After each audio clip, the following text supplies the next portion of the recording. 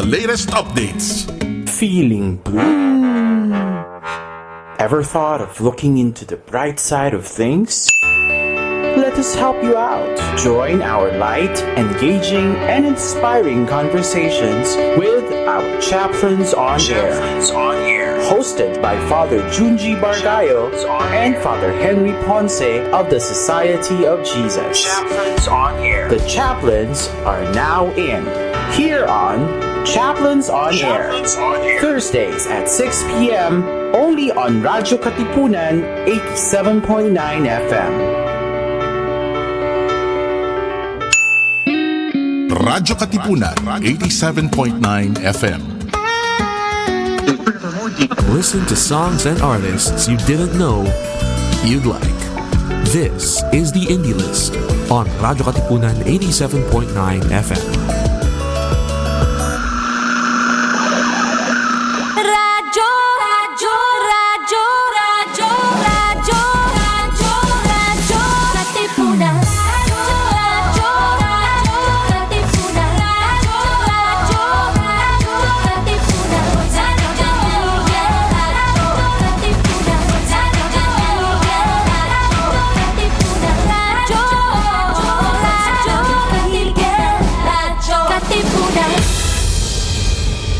Coming up next, the Jesuit Hour on Radyo Katipunan 87.9 FM.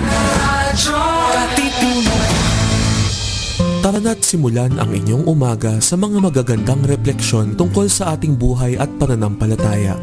Kasama sina Father J. Boy Gonzales at Father Nono Alfonso ng Kapisanan ni Jesus, Binibining Risa Singson Kaupeng ng Feast Magazine, Father Fiel Pareha mula sa Archdiocese ng San Fernando, Pampanga, at Cardinal Luis Antonio Tagle.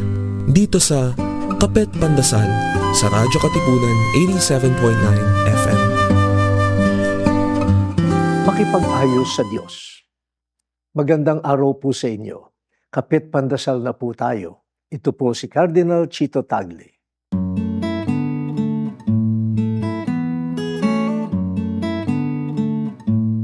Kapag may mga away o sigalot, pinag-aayos ng barangay o judge ang mga magkakatunggali para hindi na umuwi sa kasuhan. May mga naging kasangkot sa isang illegal na transaksyon na nakikipag-ayos sa investigador. Yung ibang naging saksi, kapalit ng parusa. Yung iba naman, sinusuhulan ang investigasor para linisin o ayusin ang kanyang pangalan. May nakikipag-ayos sa pamamagitan ng paninindak, pananakot at pagbabanta. Kapag tumahimik na ang kalaban, ayos na. Ganyan ang pakikipag-ayos ayon sa kalakaran ng mundo. Ngayong Kwaresma, makipag-ayos tayo sa Diyos. Suriin natin ang ating mga pagkukulang, pagsuway, pagtataksil, pagtalikod at kasalanan. Hindi natin kailangang suhulan ng Diyos o maghanda ng depensa. Sapat lang maging mapagpakumbaba sa harap niya. Aminin ang kamalian at magtiwala sa kanyang katarungan. Ang kanyang pagmamahal ang mag-aayos ng ating nasirang buhay. O Diyos, umaasa kami sa iyong habag upang maisaayos ang aming sugatang pagkatao at mundo. Amen. Radyo, radyo, radyo, radyo, radyo, radyo, radyo, Katipunan, radyo, Katipunan, radyo, Katipunan, radyo, radyo, radyo, Katipunan, radyo, radyo, radyo, Katipunan. Voice of the Blue Eagle, kami di mapipigil sa pagbabalitang tumpak at tama. Buhay at tenista, sa loob sa labas ng eskwela, ating ibibida lahat ng eskwela. Radyo, radyo, radyo, Katipunan, radyo, radyo, radyo, Katipunan, radyo, radyo, Katipunan, radyo, radyo, Katipunan. Kawal ni Ignacio radyo Katipunero sugod Todo sa kayod Tulong at tulog Lipat na Blue Eagle Galing giting nagigil Blue and white One big fight Radyo Radyo Radyo Katipunan Radyo Radyo Radyo Katipunan Radyo Katipunan Katipunan Radyo Radyo Radyo Katipunan Radyo Katipunan The Jesuit Hour. Get to know the Jesuits. Discover their spirituality, their history, their ministries. The Jesuit Hour. Anything Jesuit, everything Jesuit. The Jesuit Hour.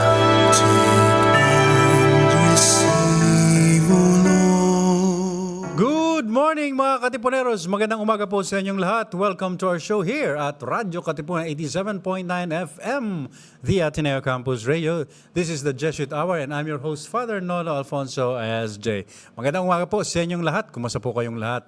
Yes, nasa ikalawang linggo na po tayo ng panahon ng Kwaresma. So may iba naman tayo ngayon. Hindi naman puro politika lang, ano? Pag-usapan naman po natin ngayon itong napakadakilang panahong ito, napakabanal na panahong ito. At syempre, ang imbitasyon sa atin ay samahan ng ating Panginoon na makilakbay sa Kanya the next 40 days of Lent. Okay, so paano nyo po bang dinadaos itong panahon ng Kwaresma? Okay, yan po ang pag-usapan natin ngayon. And of course, may makakausap pa tayo, may makakapanayam tayo. Resource person natin, eksperto sa spirituality. Yan naman. Siya nga po pala, tayo ay napapanood na rin sa TV Maria. Pang-pressure lamang dito sa ating resource person. Okay, samantala, eto muna po ang ating pambungad na panalangin. Let's start our show with a prayer in the name of the Father, and of the Son, the Holy Spirit. Amen. Prayer for Lenten grace. Loving God, during the sacred season of Lent, bring us closer to you. Prepare a place in our homes and hearts for silence and solitude, so that we may rediscover the grace of a prayerful life. Enlarge our hearts so that we give to those in need, and in so doing, rediscover the grace of gratitude and generosity. Help us to fast from those things that threaten the well-being of body and soul. Remind us of the grace of simplicity. May this season be grace-filled time to rekindle our love for and faith in you. Amen. In the name of the Father, and the Son, the Holy Spirit. Amen. Okay. Napakaganda po ng Lenten grace na yan. Courtesy of prayer, courtesy of the internet. Okay, yan ang gamit ng AI at ng social media. And siya nga po pala, in his Lenten message, last February 13, a day before Valentine's Day, si Pope Leo po, ang sabi niya, ang message niya simple lang, let's fast. Pero yung fast daw, hindi lang sa pagkain. More importantly, sabi niya, fast from words. Lalo na raw po yung mga nakakasakit o nakakapinsalang mga salita. Yan, fast from abusive words, words of destruction. Yan, so yan po ang panawagan ni Pope Leo. Simple lang, fast. Okay, pakilala na po natin. Yes, siya po ang program director ng Center for Ignatian Spirituality or CIS ng Kapisanan ni Jesus dito po sa Pilipinas. Wow, at matagal na po siya dyan. Kaya nga sabi natin, eksperto. Yan. She's a lay person. Please welcome to the show for the second time, I think, Maria Raiza Carasi. Good morning. Good morning, Father Nono. Thanks for having me here again after Alam mo, 2 years. Yes, nasanay ako na Raiza lang. Maria ka rin pala. Of course.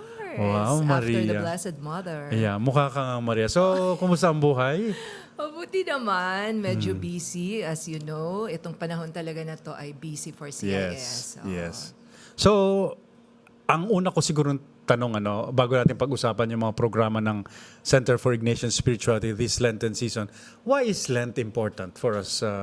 Bakit nga ba palagi tayong pinadadaan ng simbahan 40 days, taon-taon na lang na ginawa ng Diyos? Kailangan nating dumaan dito sa 40 days of the season of Lent. Kanina while I was listening to your prayer, I was struck dun sa line na help us rediscover the grace of gratitude and generosity. And I think that captures very well why we have to go through Lent, no? Because I think we are basically, hindi naman basically, but many times we could be forgetful about the gifts given to us. And there is an important gift, I think, that is being reminded of us that we receive many years ago and continually receive, and that is the love of God and the forgiveness given to us by God. So I think Lent is a very good season for that, no? To allow us to rekindle that grace of gratitude. Yung isang sinabi mong G is generosity. So I think may outward din na trajectory ang Lent, no? That I hope Lent will also enable us to renew that grace of generosity. Yeah. Nakuha ko lang sa dasal mo kanina. Galing mo Father naman. Nono. Na-pick up mo kaagad. Napaka-extemporaneous, spontaneous. Anyway, mahalaga kasi kasi yung buhay natin continuous formation naman talaga Totoo yun. 'Di ba? Even intellectually, 'di ba? Kahit graduate ka na, patuloy yung pag-aaral. Ganon din sa spiritual life natin. Dapat formation continue. Sana nga lang lumalalim ng lumalalim as the years go by. Okay. So, but there are particular graces for Lent, diba? Laging sinasabi. Yun, ang pamagat nga nung ng prayer na is prayer for the graces of Lent. Parang iba naman yung grace ng Christmas and Advent, di ba? Yeah. Kasi halimbawa, si Justin, yung kasama natin dito sa RK, di ba? Minsan napansin ko yan parang ang pinagdadasalan niya sa Lent, Christmas. Kasi ang hilig niya sa Christmas, di ba? Parang, pwede ba yun? Nilaglag. Nilaglag. Di ba? So, may mga kanya-kanyang graces yung bawat season of the church, right? And for as you were designing your programs this Lenten season, paano niyo natuko yung Lenten grace? Kumbaga as opposed to yun nga sa Advent and Christmas and ordinary time. Siguro I will rely on what I would see as the reasons for many people for wanting to have retreats. We will go there later on, no? And matutuwa ka, Father Nono, no? Kasi parang pag binasa mo yung mga reasons that they stated, they would say that I would just really want to have some space with the Lord and for the Lord. So I think yung grace na hinihingi ng karamihan would be to have that space, sacred space with the Lord, no? Mas consciously kasi nga Lent. Tapos meron din doon na just really to rest in the Lord and to have a meaningful observance of the Triduum. Yun yung mga hinihingi nila. So I think pag tiningnan natin ang Lent, mas conscious effort on people to be reconnected with the Lord or to be more connected with the Lord. Kasi I wouldn't say naman na disconnected sila. But I think there's a more conscious effort during the season of Lent to be more deeply connected with the Lord. And I guess a better and a deeper appreciation of what I said earlier, of the gift given to us. So, yun yung isa kong nakikita na mahalagang grace that has been asked by a lot of people, no, during the Lenten season. Of course, alam natin yan, may almsgiving, may sacrifices that go along with it. Pero sabi mo nga, according to Pope Leo, hindi lang yon Kasi parang hindi lang yung what to give up. Yes. I think it's always, we think of what we can give up from so that we can arrive at what we can give more. Yeah. Oo, yeah. parang ganun siguro dapat yung movement. Kasi kung ang focus lang is giving up, what for, di ba? So correct, parang correct. I think there's a need to give up from something so that we can be in a better space to give Correct. more. Parang ganun. Saka yung kasi yung Lenten season, mas solemn siya.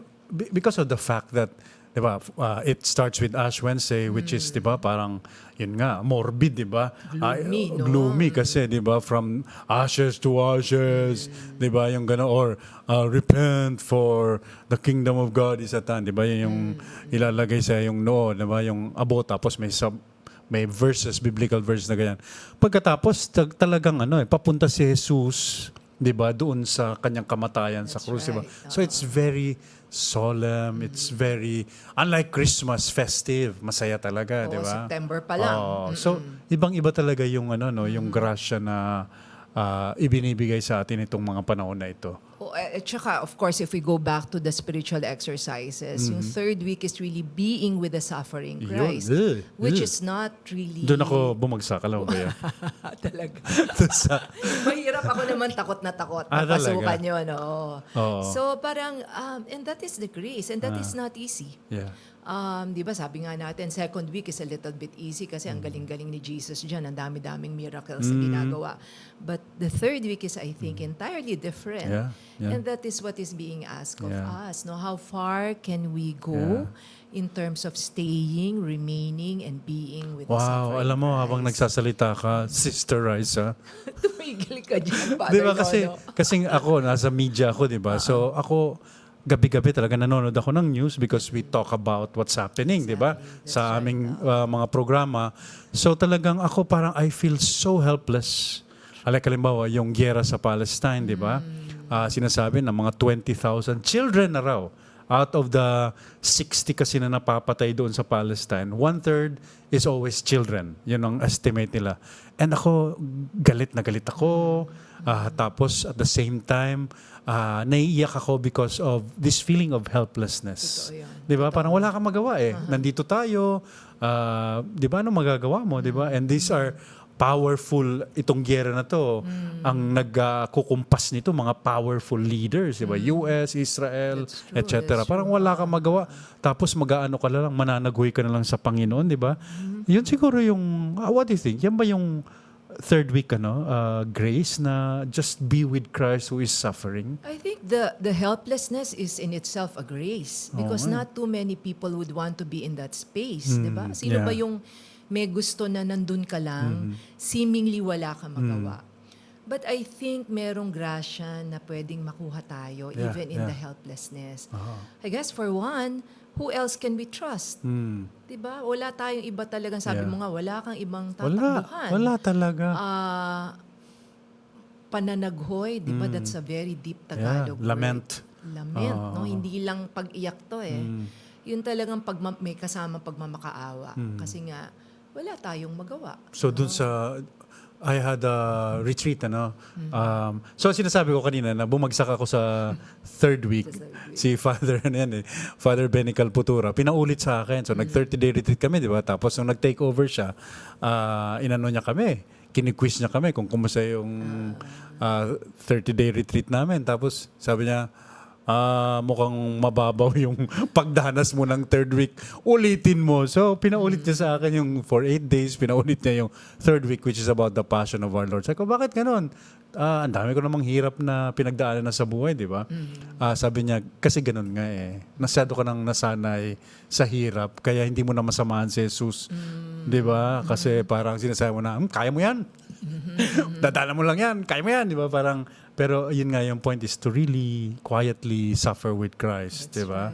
And yun nga po yung invitation din sa Holy Week. So nung 30-day retreat ko during my tertianship sa Australia, yun, wala akong aga kundi iyak ng iyak. Yun talagang mas naging nanood na lang ako and yun, iniyakan ko yung with Christ lahat ng paghihirap sa mundo. Grabe, parang naiyak na ako ngayon. Hindi kasi ngayon, may gera na naman sa gitnang silangan. Right. Nakaka-frustrate kasi you know that these are just the creation. All of these conflicts, creation lang ng mga, di ba? That could have been avoided. Maybe that's the point, no? Hindi pwede sanang wala tayo sa ganun situation. Correct, di ba?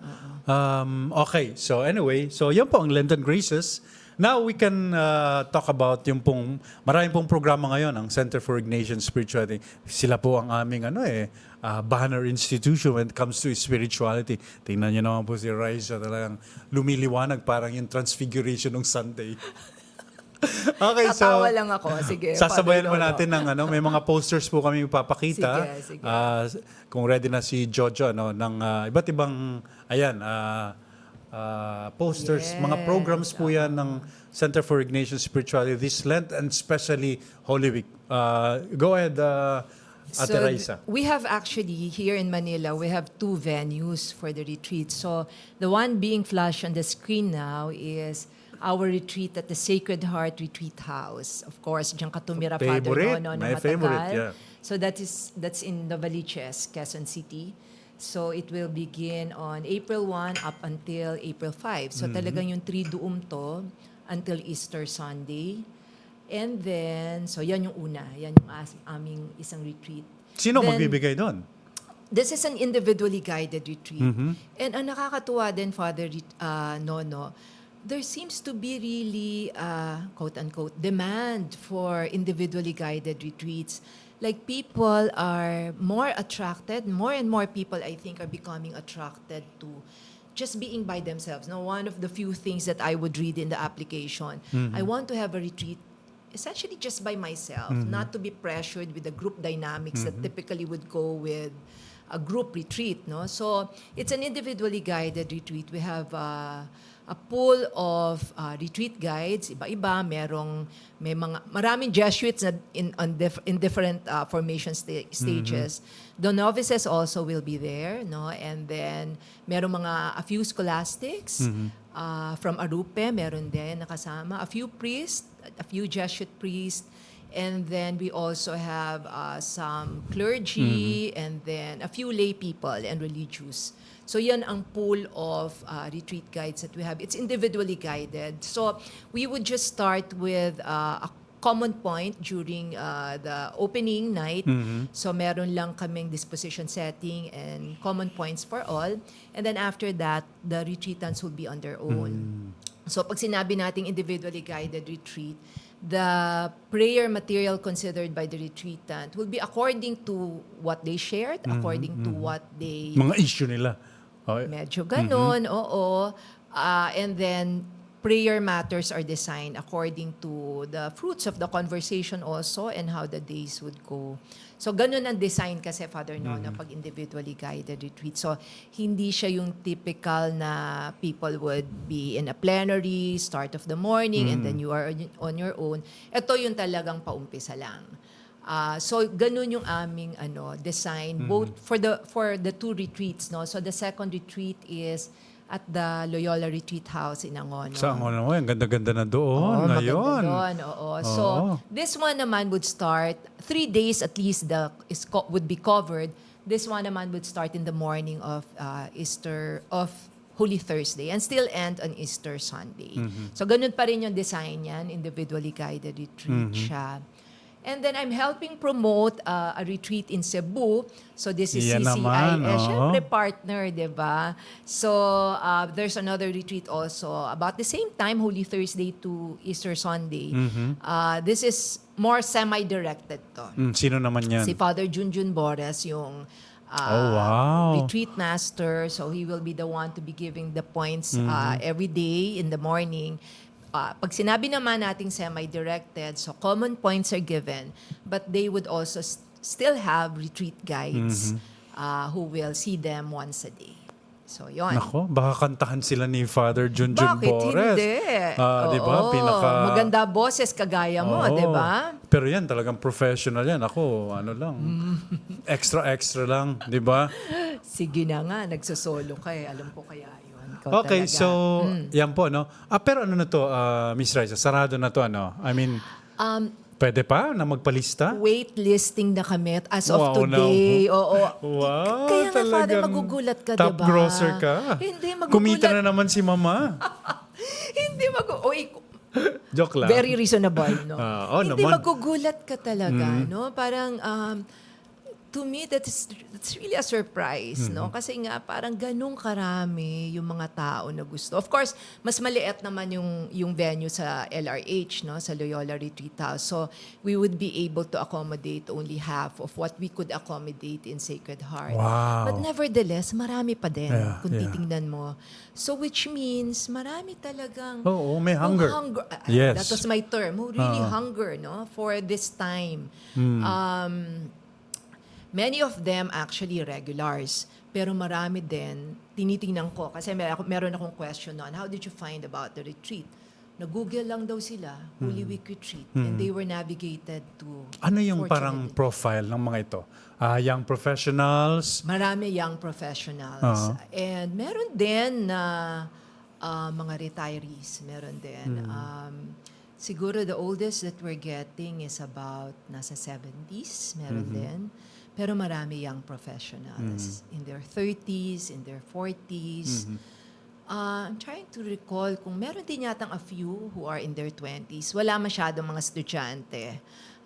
But really mostly mga working So when you say people. waitlisted, mga ilan na yung Yung nasa sa regular LRH, list? sa LRH, we had to close Loyola. temporarily the registration kasi we needed muna to wait for Sa Angono. sa Angono. Kanina lang umaga na-hit namin yung number sa Sacred Heart. So it's still open. So what we're doing now is fina-fast track ko yung aking pagre-review ng mga applications so we can send the acceptance letter as soon as possible. In fact, siguro sa Angono, I think we were able to send about 70% na. And then sa Wow. Sacred Heart, nakasend na rin siguro about the same number. So we would need their confirmation until next week.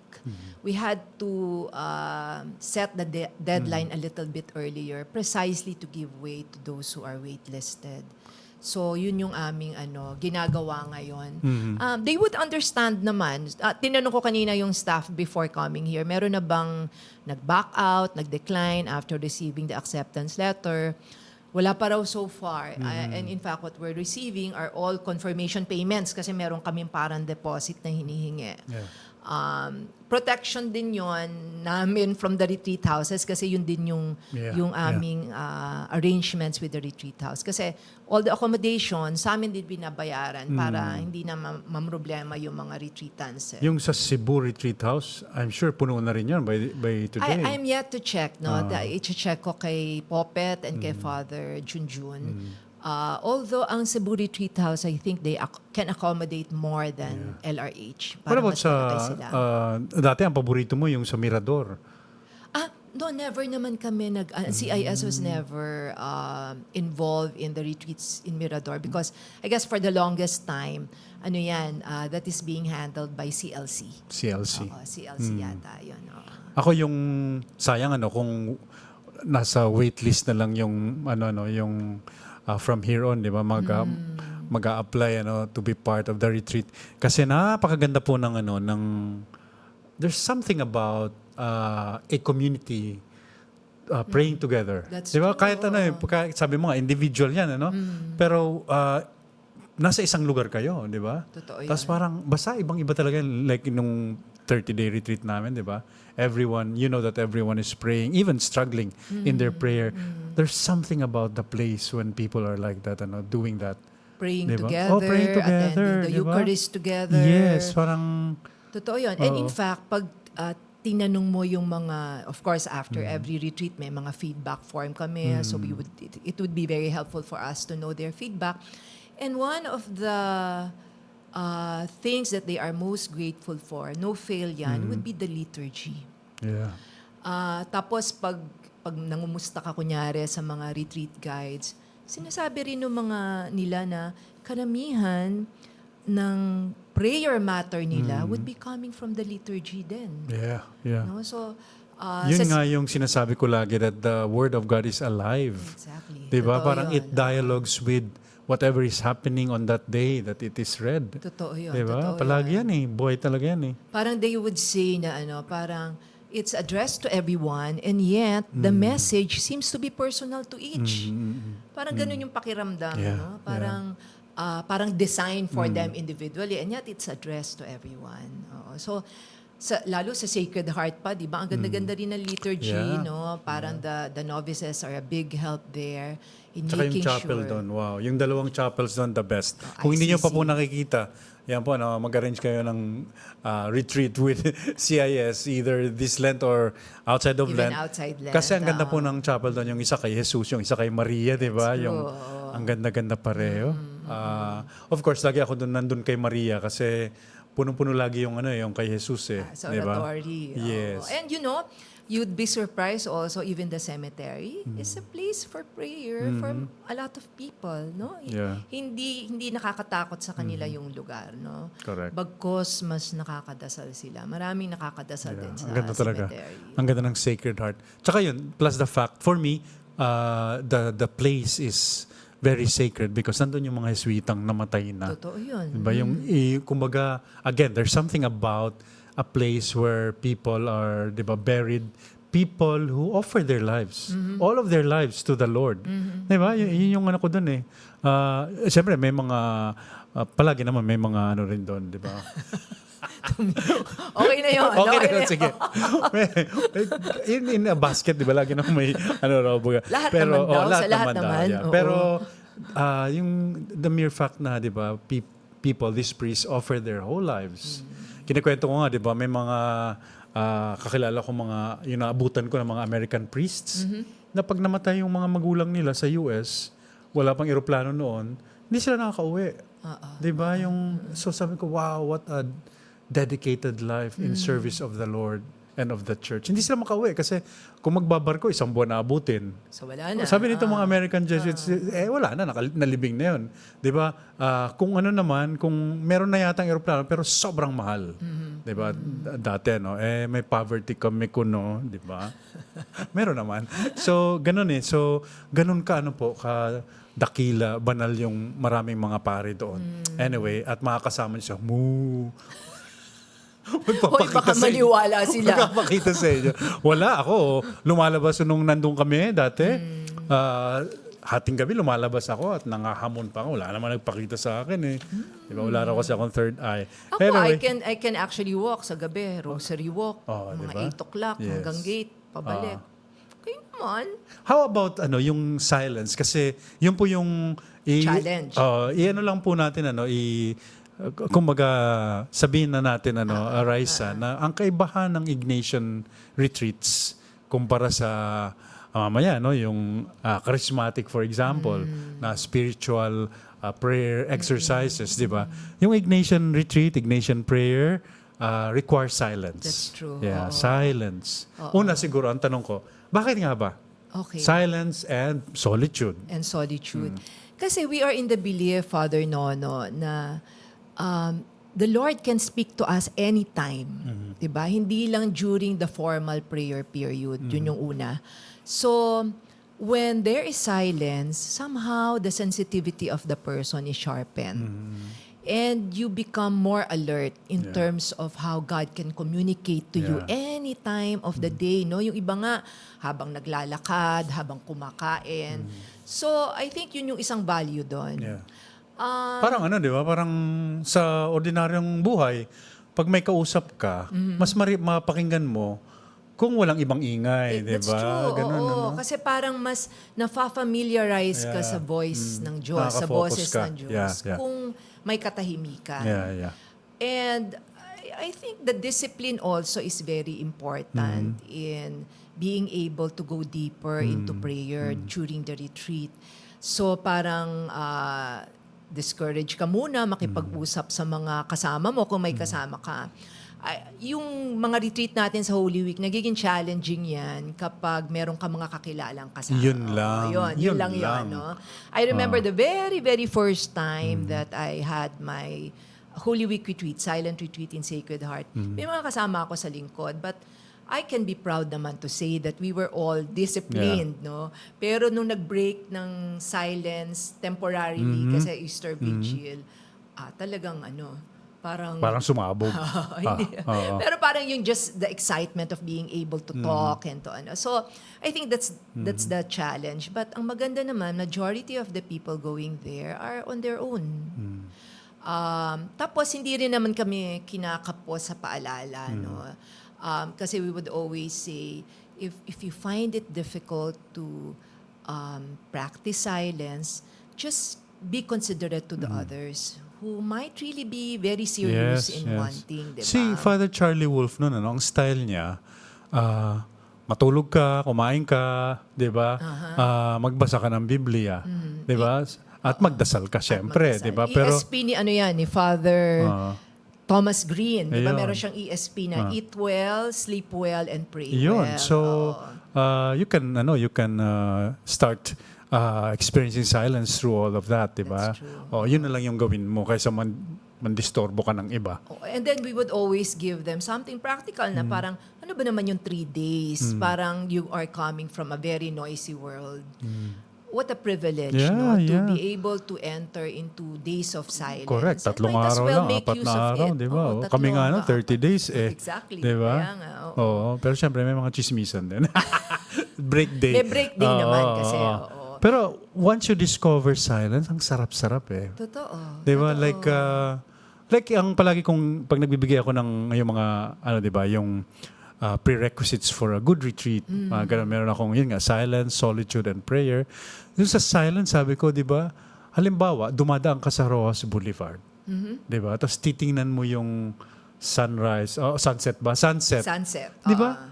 Tatahimik ka sa sobrang ganda. Di ba? Ganun yung, sabi ko, yung a tasteful experience of silence na parang matutunga nga ka na lang. And that would be enough. Hindi mo na kailangan, eto na yung araw, bumababa. Di ba? Hindi mo naman kailangan ng ganun, di ba? Tititigan mo na lang talaga. Tapos, yung iba naiiyak sa sobrang ganda. Di ba? Ganun yung silence, di ba? That's what silence gives us, yung parang, Ako kasi, yung bago ako nag-Geswita, mahilig kami nung kapatid ni Father Karel. Si Omar. Ang in-explore namin nun, mga Eastern mysticism. So ang mga binabasa namin, si Lawrence Freeman, si John May, na talagang pinapractice namin nun every morning, 15 minutes silence. Di ba? Oh God, have mercy on me for I am a sinner. Di ba? Yung ganon. So ganon. So even before I joined the Jesuits, I already was practicing yung parang silence na yan. Yeah. But of course, we also have to recognize the fact, Father Nono, that not everyone may be cut for it. Yes. That's why also a certain readiness is also needed. Yun yung kailangan din natin. Kasi hindi rin naman natin mafo-force yun sa lahat. No? Because I really believe that there's a certain readiness that is needed there. Mga bata, since you brought that up, di ba? Yung mga bata pa, I can imagine that they struggle. I think so. With silence. Nakatulong ako a couple of times sa college, no? Di ba meron sila dyan for graduating students. Meron silang 3-day, Yung pabaon. 5-day, and 8-day. Yeah. Of course, they're a little bit stricter there. For example, they would really confiscate the cell phone. No? Wow. Sa adults, sinasabi namin, we will not confiscate. Pero we would expect you to be more responsible in its use. Tapos nire-remind din talaga namin na how it can be a distraction kung hindi mo ma-manage ng gusto. Yes.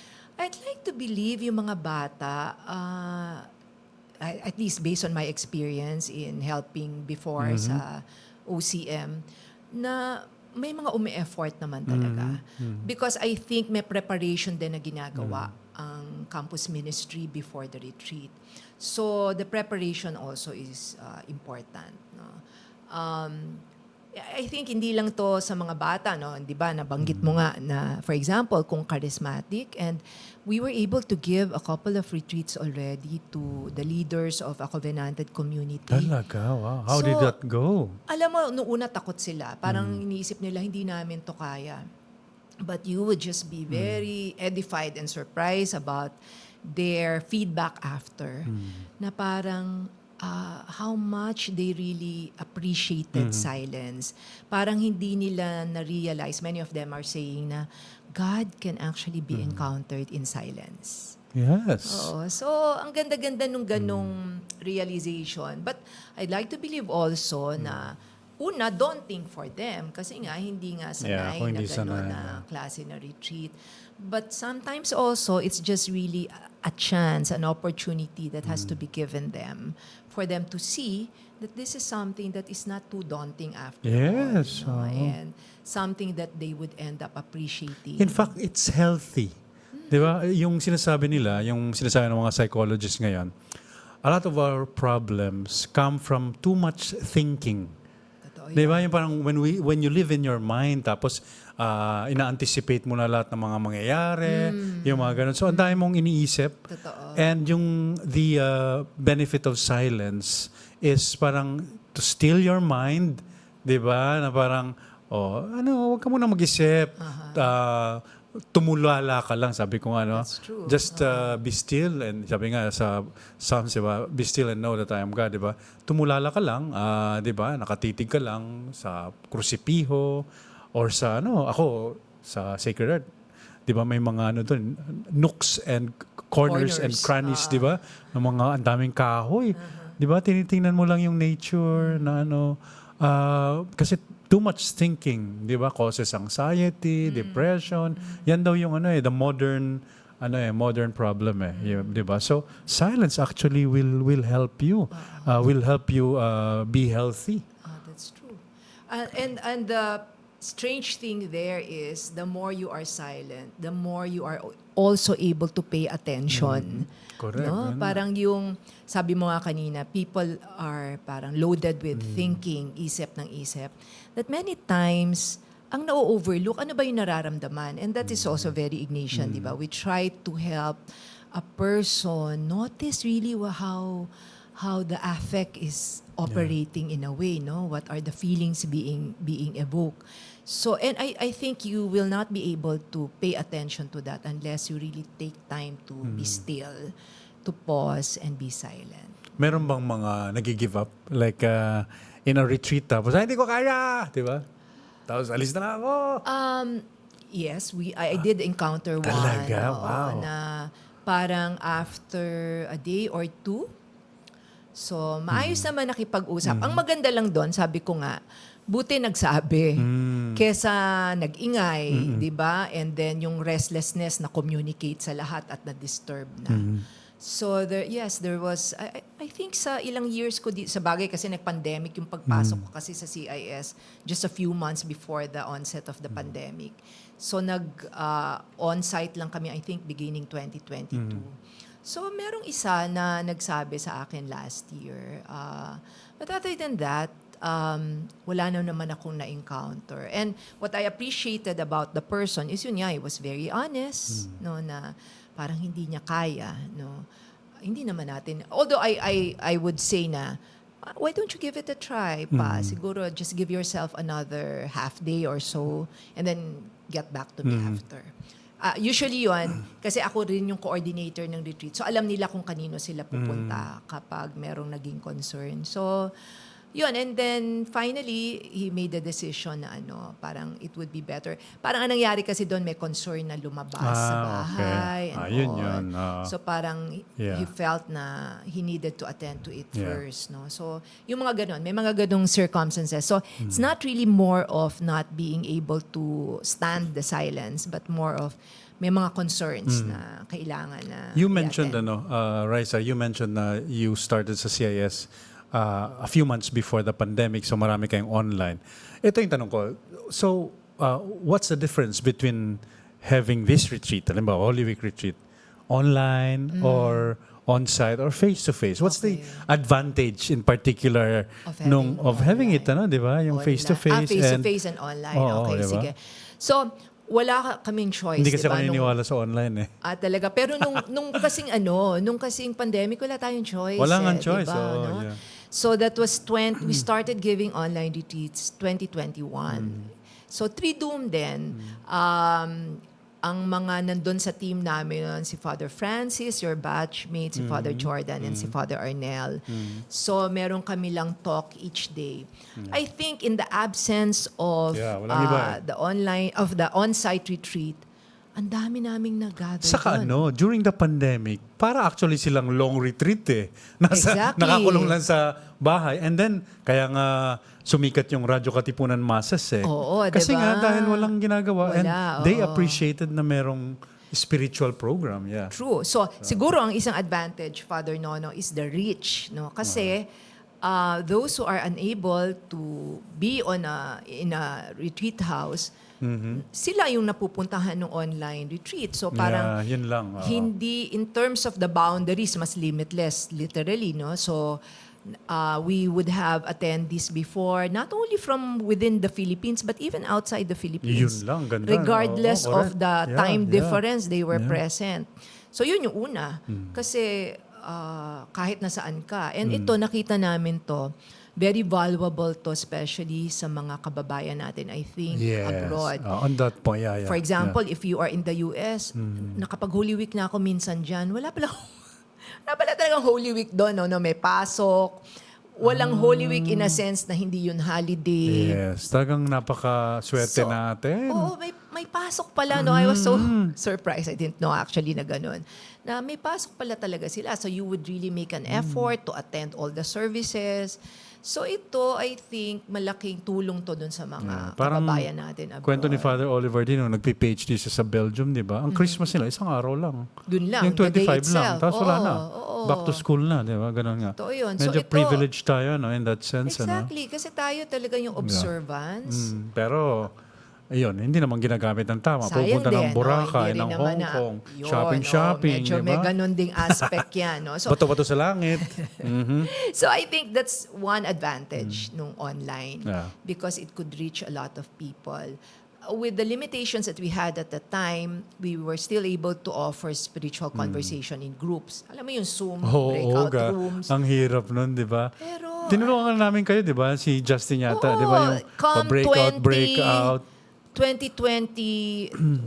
2023, ano na, may collaboration ang ano noon, ang CIS at saka ang GESCO. Ah. So, Breakout groups. may Breakout breakout- rooms, di ba? Yung mga breakout rooms. Tapos, Yeah. pero alam mo, you'd be surprised again, marami dun sa groups noon, sustained ha, yung Galing, connection nila galing. sa group. Yeah. Nakakatuwa, Yeah. di ba? So parang Yeah. they found a mini community in those small groups na up to now, some of them, hindi naman marami. Pero the fact that they were able to keep in touch up until now, nakakatuwa. But nothing beats yung Face talagang, to face. Ako, I believe. di ba, on-site talaga and face-to-face, Iba di pa ba? rin talaga, Yung iba pa pupunta din. ka talaga sa chapel, Iba pa din. hindi lang sa isang virtual chapel, kundi sa real chapel where you can sit Totoo. and listen to natural, sabi namin yan sa media, sa GESCO, natural sound, hindi computer-generated Oo. sounds, Kasi din, di ba? remember also, Father Nono, like if you're attending online, that means basically you're at home. Yeah, yeah. So, buti sana kung lahat kayo sa bahay naka-retreat mode. So, pwedeng hindi. So, talagang, I guess, mas may effort to find Yeah. your space, etc. So, disadvantage. But I think, nung 2021 and 2022, malaking tulong Yeah, sila. yeah. No? And we continued offering that up until last year. Ngayon, hindi na kami nag-online kasi nga nagka-second venue kami sa LRH. So, I think malaking tulong. Ilan yung percentage, Participants, percentage ng mga, I'm going to another topic, Okay, sige. Ilan yung mga percentage ng mga lay, hindi religious, hindi mga seminarista, hindi pare, na nagbibigay nitong mga programa niya? Depende. May year na malaki ang percentage. For this year, hindi ganun karami. So, pwede nating sabihin, I think for this year, it's just about 15%, mga ganon, ang involved ang lay. And what I can also say is this is a good opportunity for us to, quote-unquote, educate the retreatants. No? Kasi the common impression, so I'd be the one to review the applications. Hindi na ako magugulat pag pinaparank ko yung choices nila. Kasi meron yan, nakalagay, and then I'd ask them to rank. Parati talaga number one, ang priest. No, so, but of course, may caveat naman kami pag pinadala namin yung aming letter, sinasabi namin na yun, while we consider, pero depende sa availability. So I think retreats such as this, the individually guided retreats, are opportunities also for many to realize that you can be accompanied not only by Yeah. men and women in the cloth, no? Minsan nga mas believable. Kung laiko ka, tas ang mag-a-accompany sa'yo, laiko rin. Kasi Diba? yung karanasan sa Yung buhay, karanasan sa buhay, diba? pareho, diba? Yeah. So, many people tuloy, meron din na no preference. Meron din nagsasabi na lay ang preference. For this year, though, mas kokonti ang lay namin. Tsaka before the show po, sinasabi ko nga kay Raisa na kukunti na talaga mga pare, di ba? totoo din Like sabi ko po, dyan sa Jesuit Residence, minsan may nagre-request ng wake mass, etc. 30 kami dyan na mga pare, pero 5 lang po dyan ang bata. Karamihan matatanda na, so hindi na kaya. Tapos yung mga bata naman, overworked kasi habang bata, talagang maraming trabahong ipinapasa, 'di ba? So kailangan talagang maging lay na tayo. At alam mo, kinukwento din namin when we would give the training in Ignatian Retreat Giving and Spiritual Direction. A little trivia, di ba, on Ignatius, that when he gave the spiritual exercises, he was a lay. Eto pa, I'll outdo you. Sige. Sabi nagulantang ako to nung sinabi ni Jack Carroll. Jesus was a lay person. Exactly. Diba? Nga, He was not part of the priestly class, di ba? He was a lay Oo nga, person. no? Galing ni Father Jack. Diba? Na-miss ko bigla si Father Jack. So Okay. anyway, so masyadong yun nga yung 'di ba kay Pope Francis, ito yung clericalism, 'di ba? Palaging pagpare, mas magaling, mas tama, hindi, 'di ba? Tataba namin eh. 'Di ba? Wala connection.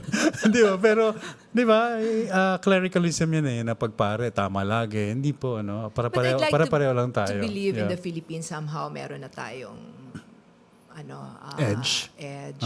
Parang naniniwala ako doon na may edge na din tayo in that sense na the lay involvement is more pronounced and I think is becoming more and more acceptable also. Okay. Let's talk about that. Since napag-usapan natin late, ito yung tatanong Alam ko mo, sa... kinakabahan ako Ano talaga ka ba? sa'yo, Father Nono. Kwentuhan lang ng kwentuhan. Sige. Pero bago yun, yung mga, ito na natutunan ko to kay Father James Martin. Meron na siyang panoorin niyo po yung kanyang spirituality podcast na nasa YouTube lang. Iba-iba yung mga ini-interview niya and pinapanood ko kasi yung mga binabasa ko, ini-interview niya like si Ron Rolheiser, Richard Rohr, di ba? So, panoorin niyo po yan. Anyway, meron siyang segment na questions from the audience and most of the times yung questions are about their struggles in their prayer life. So ikaw, ang tagal mo na dyan sa CIS, di ba? These are, I guess, common questions. But how do you answer, for example, napag-usapan na natin yung silence, yung being busy, nagbibigay kayo ng 19th annotation, di ba? Yung prayer in the everyday Daily life. life, oo. Pero, meron bang mga nagtatanong sa'yo, Sister Raisa, I'm a busy person, dami kong ginagawa, di ba? I am a mother and at the same time I work. Paano ko masisingit yung prayer? Usually, ang sinasabi namin, parang start with baby steps. No? For example, do you think, especially when I interview people, no, parang sa tingin mo ba kaya mo mag-set aside? Umpisahan natin kahit 30 minutes a day lang. 30 minutes in a day. Do you think that's doable for you?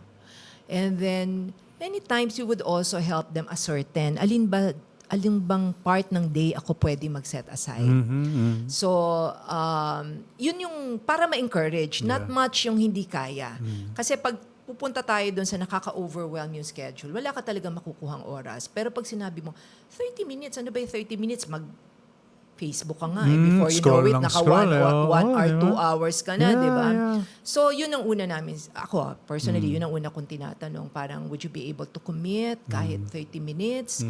It would be helpful if you are in a private place. No, sometimes, sinasabi ko, kunyari sa office, pwedeng dumating ka na mas maaga. than the usual arrival ng mga office mates mo sa cubicle mo. That could be already your space. So you can allocate the 30 minutes. Tapos ang ine-emphasize din namin dyan is really the regularity. Yun, yung parang try to be faithful to the time that you have picked, no? For example. So, totoo yun, mahirap, no? Kaya nga, di ba, kahit naman tayo, Father Nono, kunyari, busy-busy, parang sa gabi, makagawa man lang tayo ng examen, di ba? 10 minutes, 15 minutes, kung talagang sobrang busy, yun man lang magawaan natin sa gabi. Because totoo yun, sometimes the spirit is too willing, pero talagang kung pagod na pagod, no? Yeah. So yun yung encouragement na ginagawa namin sa mga nagre-retreat in daily life. Kasi common yun talaga. Na, Did you start also with the 19th annotation? Yes, oo. You found your way sa CIS through the 19th annotation din, through di the ba? 19th, many, huwag mo na So, tanungin. prayer- Many years ago. Prayer in the busy life, di ba? Oo, and to me also, parang that was the time also that I was kind of, hindi naman transitioning, but was being introduced to this kind of spirituality. And I found it very helpful. Ang maganda lang kasi sa akin nung at that time, I was not in an 8 to 5 work. Nagtuturo ako noon with a little business on the side. So mas hawak ko yung time. So it was fairly easier for me to set aside the time. No? But yes, I did start with the 19th annotation. Okay. What about to? Second question about prayer. How do you deal with distractions? Di ba? Yun nga, yung may lalabas habang nagdadasal ka, may isip mo yung kaopisina mong inis na inis ka, di ba? Or ex mo, di ba? Nakita mo recently yung may bago siyang, di ba? So anyway, how do you deal with distractions in prayer? First, kasi may different kinds of distractions. Baka naman yung distraction na yon is really, one distraction is calling you to attend to it first. Na kahit na anong hingi mo ng grasya na iset aside, baka mahirap kasi baka there's a need to attend to it first. Yeah. So, depende. Pero kung may distraction na, pwede naman pagpaliban, pwedeng i-bracket. What we would usually tell the retreatants and what I would also usually do is, I would acknowledge that I am distracted by this particular issue. And then, parang mas conscious ako, but for now, I will really ask for the grace to be able to set this aside. So I think the acknowledgement also is key, Father Nono. Kasi parang yung, the more na, wala yan, baka lalo sigurong magpupumiglas whatever is distracting or whoever is distracting you. But I think once you have a handle of it, no, and I think the handle will come by, first of all, just acknowledging, okay, this is an issue that is distracting me, that keeps on coming back. And then I'll make a more conscious effort to bracket it. Yun yung terminology natin, di ba? Parang bracket it, set it aside for now. Kasi I think hindi yun mawawala. No? Pwede rin na, okay, it may be a distraction, but the invitation could be to pray precisely for that distraction. So, i-offer in prayer whatever or whoever it is that is Ask the Lord, distracting. Ask why the is Lord. this popping up, Isa pa yun, Bakit oo. lumalabas yung distraction na to, Engage the Lord in a conversation, no? So, yun yung mga and kaya din helpful, Father Nono, kung kunyari it's in the context of the retreat, you really be very truthful to your retreat guide, no? And talk it out rather than just keep it to yourself. Yeah. Okay, next question, yung how do you measure growth in prayer life? May mga hindi ko alam, Father, kung talagang, 'di ba, na tumutubo ako sa akin spiritual life paulit, 'di ba? How do you tell people na yes, you are. Relax. Sige.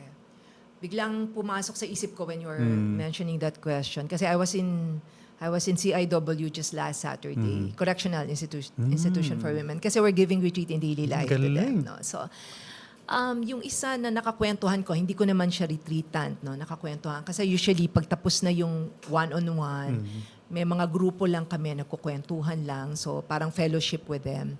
So, one of them was saying, parang, dito ko natutunan kung paano tumahimik at makinig naman. Galing. Sabi niya, kasi ang alam ko sa dasal noon ako lang yung nagsasalita sa Diyos.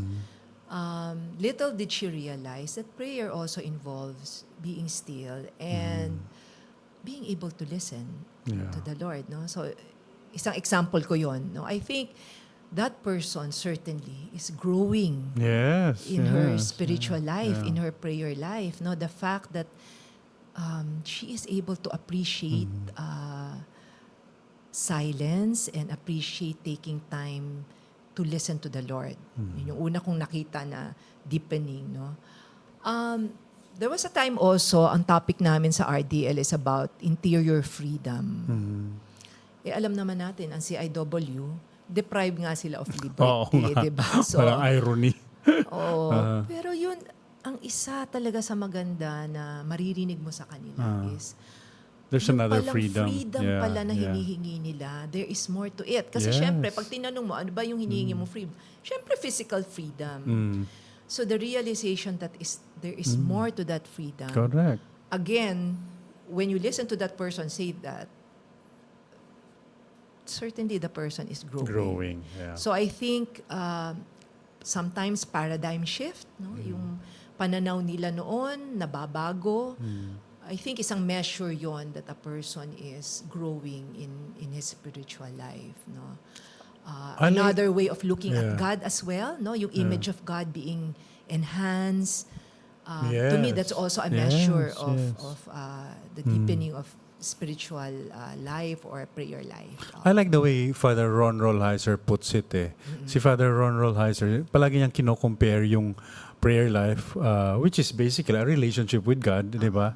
Sa any intimate relationship that we have, di ba? Sa mag-asawa, kung lagi kayo nag-uusap, di ba?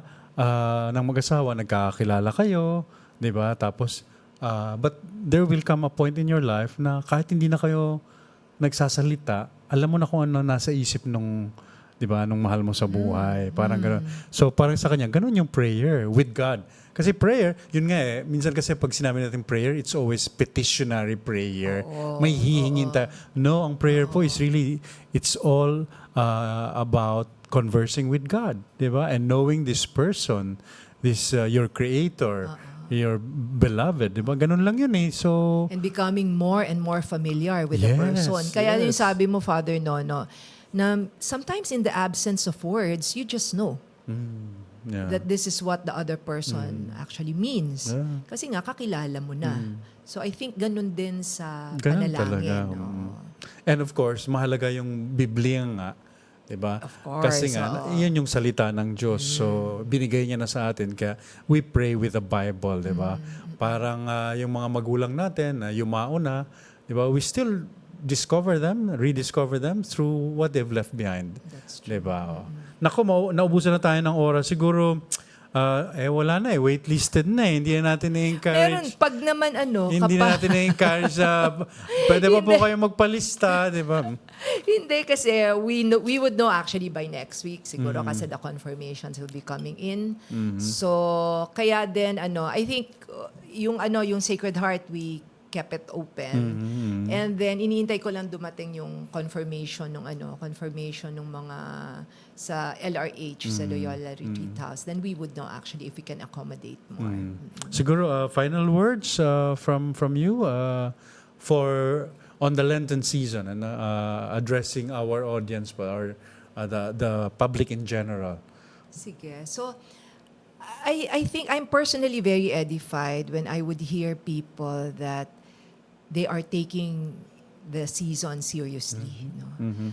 And I think the invitation for all of us is the same. No? Year in and year out, we would have Lenten season, 40 days, and then followed by Holy Week. But the message, I think, is the same, that this is an opportunity being given to us to rekindle. Gusto ko yung sinabi mo kanina sa dasal, to rekindle actually that grace of gratitude and generosity. So I think yun yung una na, yun lang pala ang message ko, no? That we really take this season very seriously. We are so blessed here in the Philippines. Yeah. That the church is also very encouraging. Even our workplace, kasi holiday tayo, Correct. di ba? Isang linggo yun. Isang Diba? linggo halos, di ba? So, parang make the most of it. Yeah. Yun, merong season for merriment, kaya meron tayong Christmas season. No? Pero this is, I think, a time for us to really step back. And just be able also, on a personal note, to take stock of things. I think yung ibang tao, yun din ang gusto. No? Marami silang panahon to para rin magmuni-muni in terms kung nasaan na ba ako sa aking buhay at sa aking relasyon sa Diyos. So maybe yun yung let's take advantage of the season. In other words, Yeah. that's what I'm trying to say also. Amen. Binabati ka ni Les. Nanood sa atin si Les. And si Miss Linda Ferrer, binabati ka rin. Hello So, po. yan. Maraming salamat, Ate Raisa, di ba? Wow, Yeah. thank you, Father Nono, also for having me here. Of Malakas ka sa course. akin, di ba? Kita mo Naks. yan, ha? Okay, so... Thank you, Father Nono. Thank you, everyone. And good luck sa sa mga retreats na papatakbuhin ninyo this Salamat. Holy Week especially. Thank you. And Thank you, more Father power to all of your work. We are very proud of you. Kasi nga, it's the age of the lay and we have you. Yay! Yay! Salamat, Father Nono. Thank you. Pagdasal po natin si Raisa at ang kanyang, of course, ang kanyang kalusugan at ang kanyang mga mahal sa buhay at ang kanyang ginagawa po para sa Diyos at para sa simbahan. And we pray for the ministry of the Center for Ignatian Spirituality here in the Philippines and all over. Maraming salamat and hanggang sa susunod po, samahan niyo po ulit kami dito lamang sa The Jesuit Hour. And thank you po sa mga nanonood sa atin through TV Maria. Maraming salamat and see you next week. This has been The Jesuit Hour. Father Nono Alfonso. Have a happy lunch, everyone. Bye-bye. The Jesuit Hour. Get to know the Jesuits. Discover their spirituality, their history, their ministries. The Jesuit Hour. Anything Jesuit, everything Jesuit. The Jesuit Hour.